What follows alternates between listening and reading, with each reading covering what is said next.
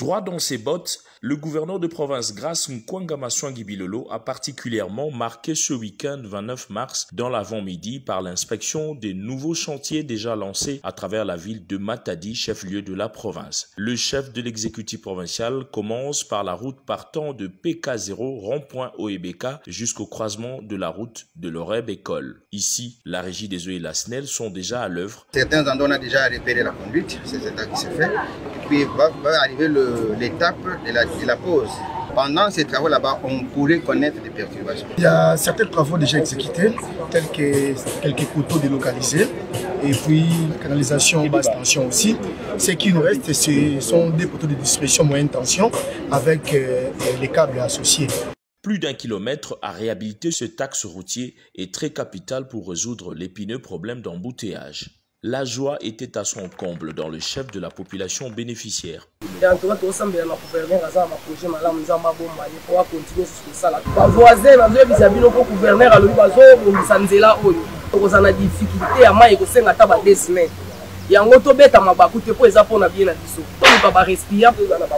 Tous ces travaux sont financés par le gouvernement provincial et exécutés par les entreprises SIC et Shandong Construction International.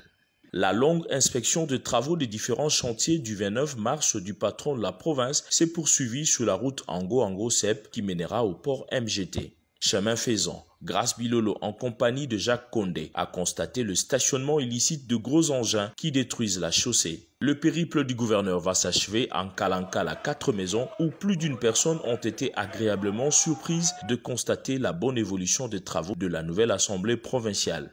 Le chef a eu droit aux explications techniques avant d'apporter ses amendements pour éviter les erreurs du passé. Un bâtiment de 3 étages sortira de cette terre avec 55 places assises pour les députés provinciaux, 35 places pour les invités, 5 places pour le bureau, un balcon de 95 places pour le public, 75 places dans différents bureaux VIP, un parking avec grande capacité d'accueil et un ascenseur.